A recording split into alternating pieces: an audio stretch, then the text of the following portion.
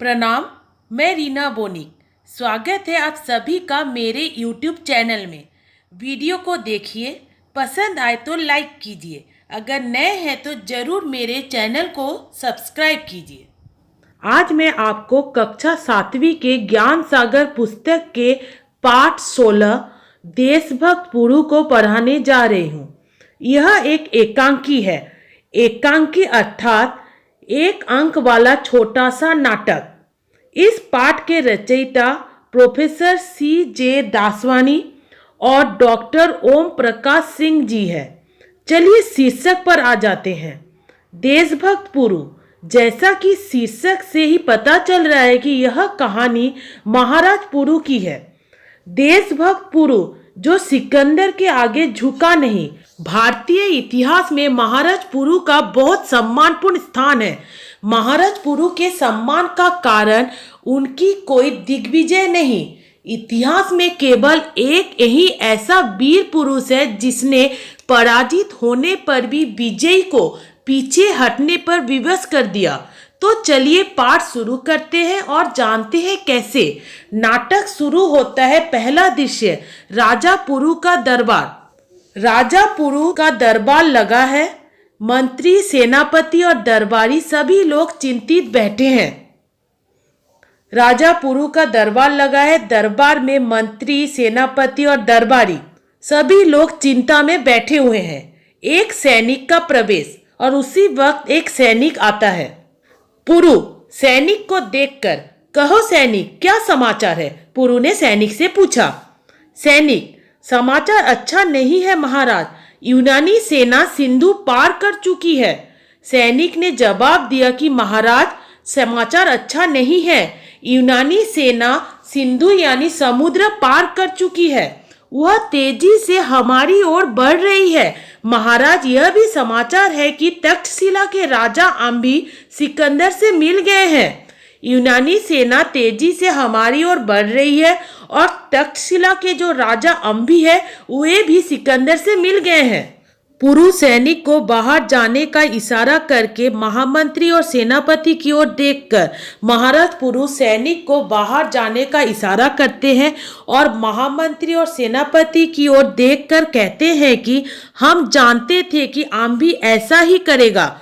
वह देशद्रोही है। मुझे पता था कि अम्भी ऐसा ही करेगा। वह देशद्रोही है। देशद्रोही यानी गद्दार, अपने देश से विद्रोह करने वाला। अब हमें सिकंदर के साथ उसे भी सबक सिखाना पड़ेगा। अब हमें सिकंदर के साथ अम्भी को भी सबक यानी चेतावनी के साथ मिलने वाला दंड या सीख सिखाना पड़ेगा। सेनापति, युद्ध की तैयारी करो। महामंत्री, आसपास के और मित्र राजाओं को युद्ध का निमंत्रण पत्र भेजो। पुरु ने सेनापति से कहा युद्ध की तैयारी करो और महामंत्री से कहा कि आसपास यानी हमारे पड़ोसी राज्य के राजाओं को युद्ध का निमंत्रण पत्र यानी युद्ध के लिए तैयार रहने के लिए कहो। महामंत्री, जो आज्ञा महाराज। महामंत्री ने कहा, जो आपका हुक्म।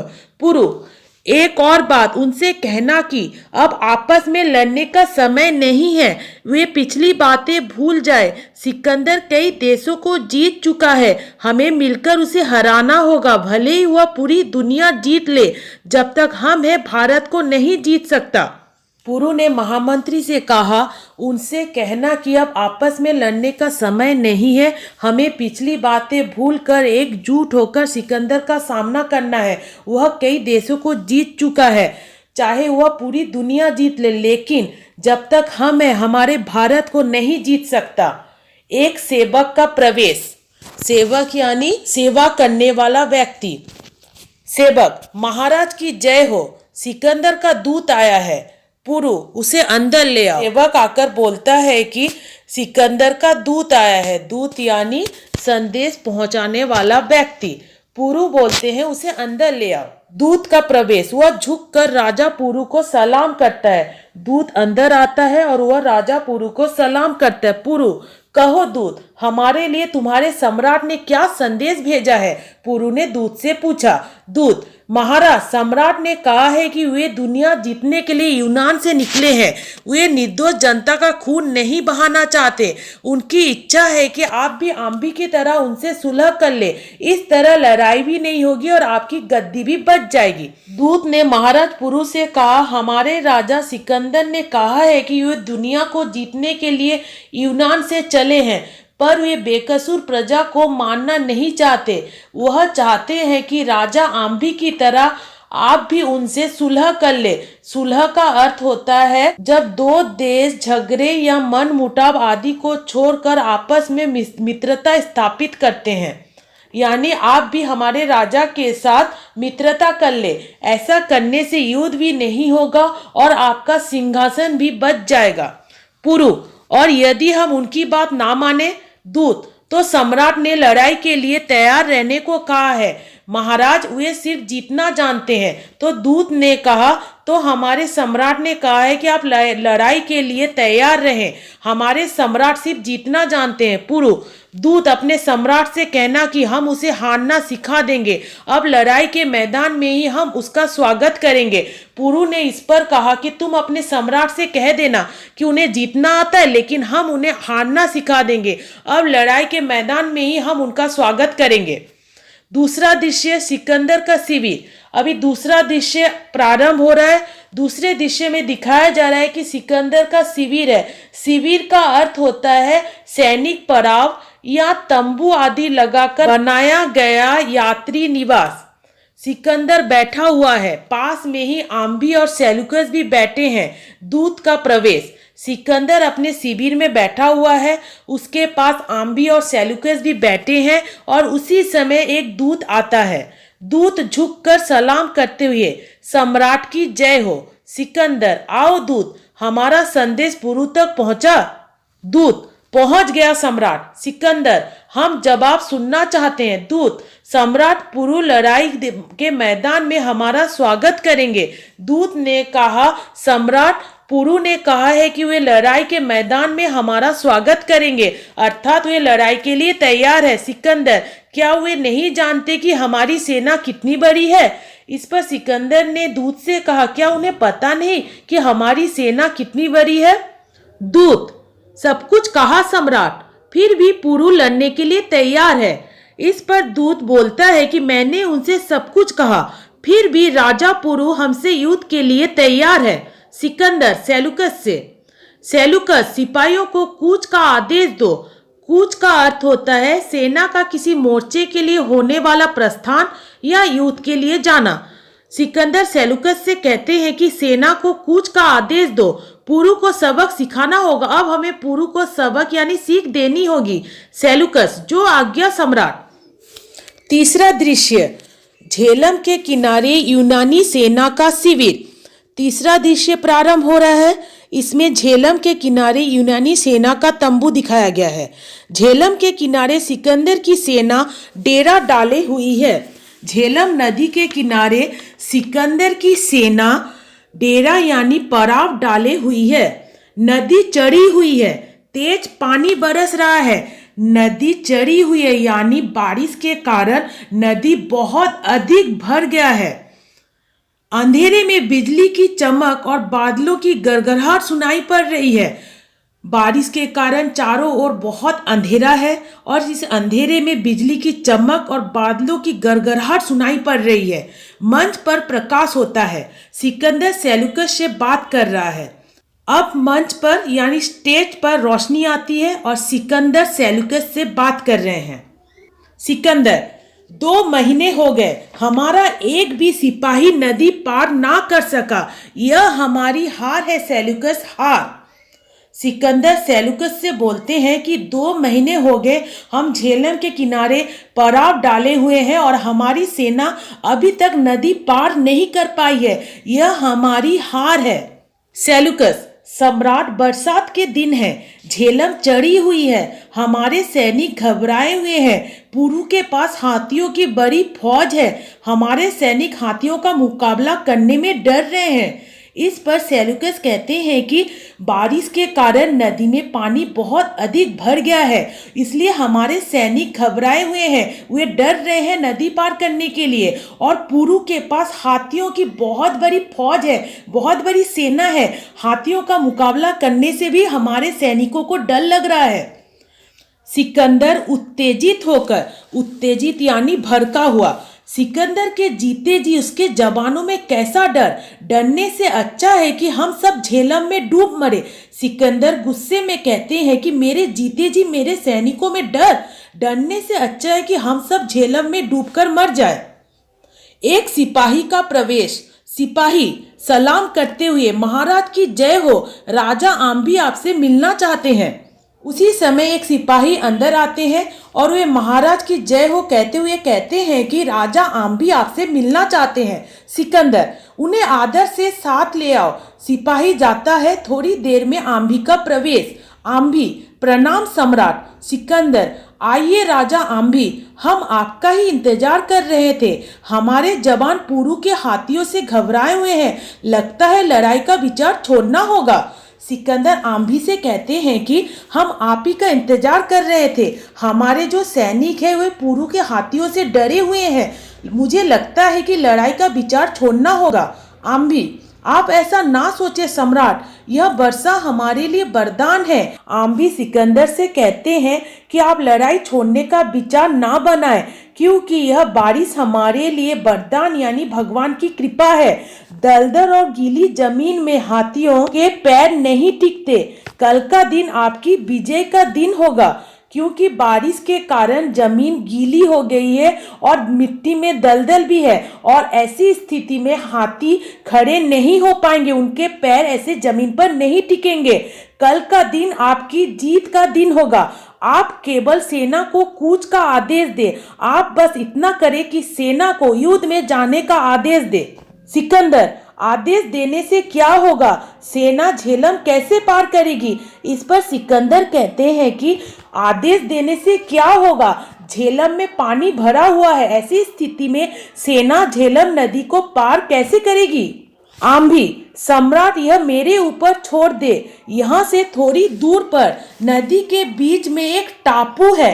टापू का अर्थ है चारों ओर से जल से घिरा स्थल या द्वीप।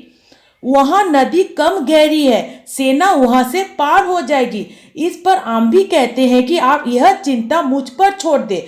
यहाँ से थोड़ी दूर पर एक टापू है, वहां नदी का पानी थोड़ा कम है, ज्यादा गहरी नहीं है नदी वहां पर, वहां से सेना आराम से पार हो जाएगी नदी।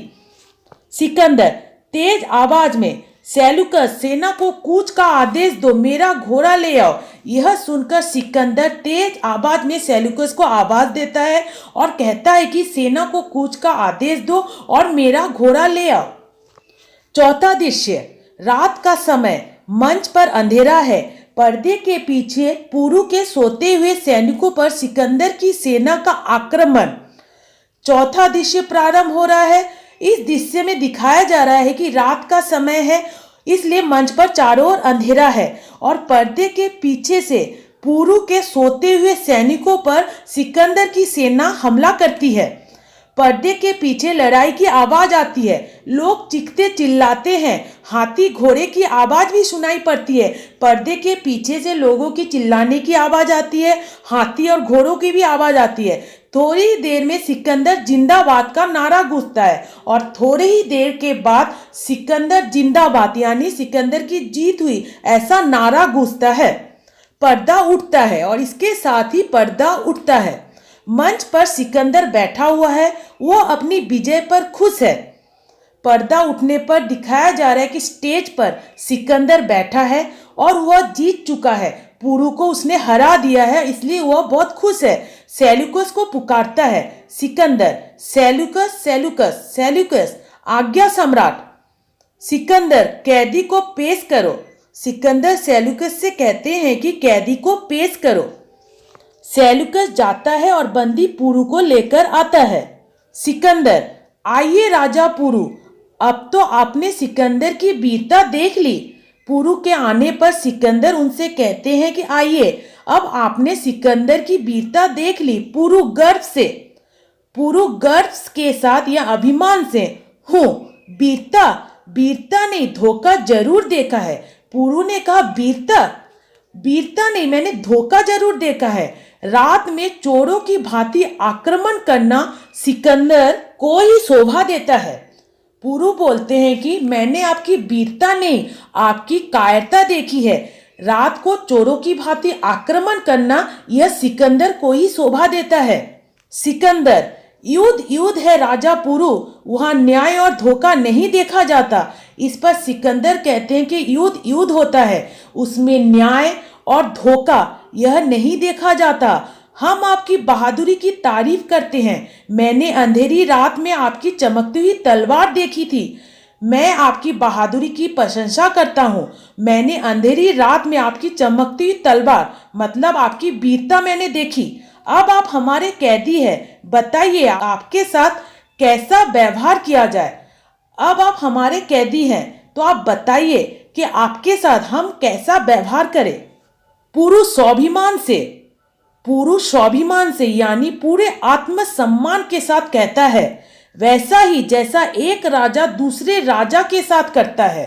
आम्भी सिकंदर से, सुना सम्राट, रस्सी जल गई पर ऐंठ नहीं गई। यह सुनने के बाद आम्भी सिकंदर से कहता है कि देखिए सम्राट, रस्सी जल गई पर ऐंठ नहीं गई, यह एक मुहावरा है जिसका अर्थ होता है बर्बाद होने पर भी अकरना। सिकंदर गुस्से से, आम्भी आप बहादुरों की इज्जत करना नहीं जानते। सिकंदर आम्भी से गुस्से में कहते हैं कि आपको बहादुरों की इज्जत करना नहीं आता।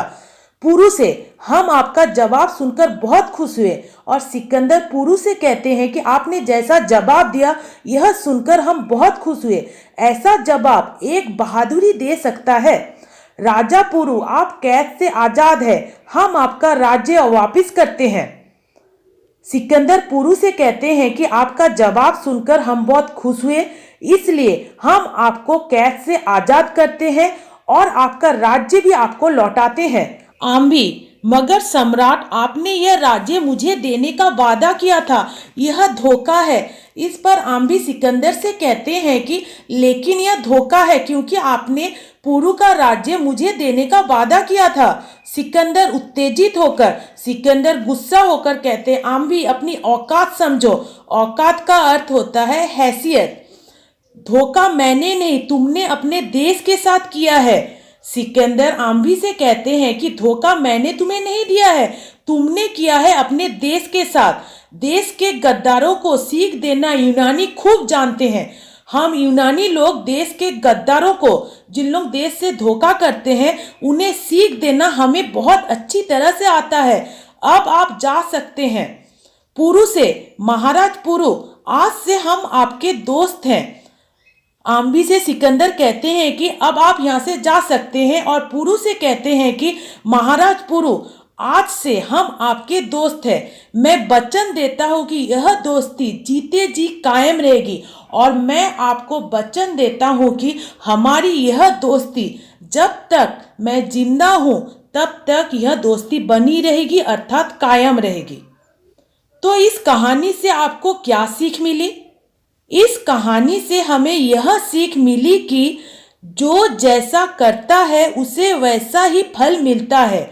आम्भी ने अपने देश के साथ गद्दारी की, उसे उसका फल मिला।